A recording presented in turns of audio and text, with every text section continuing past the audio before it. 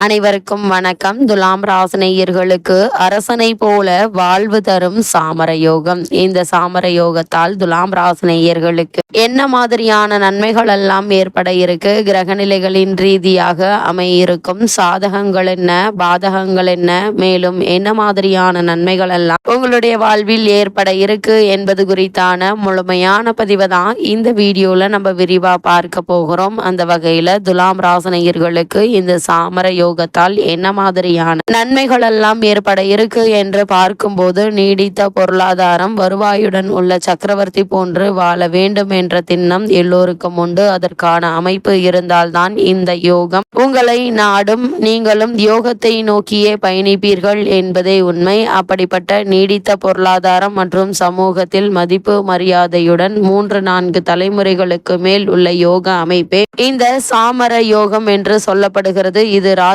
யோகங்களில் ஒன்றாக சிறப்பாக சொல்லப்படுகிறது. ஜாதகரும் அந்த பொருளாதாரத்தை திறம்பட கையாளும் திறமை பெற்றவனாக இருப்பான். அது மட்டுமில்லாமல் நீடித்த ஆயுள் ஆரோக்கியம் உள்ளவனாகவும் இருப்பான். பாமரனாக இருந்தாலும் சாமரம் யோகம் உயர்வு தரும். அதேபோல் இந்த சாமர யோகத்திற்கான அமைப்புகள் என்று பார்க்கும்போது, பிறப்பு ஜாதகத்தின் லக்னமானது சூரியனிலிருந்து 6 பாவத்திற்குள் இருக்க வேண்டும். அதாவது ஜாதகர் பகல் பொழுதில் ஜனனம் அடைந்திருக்க வேண்டும்.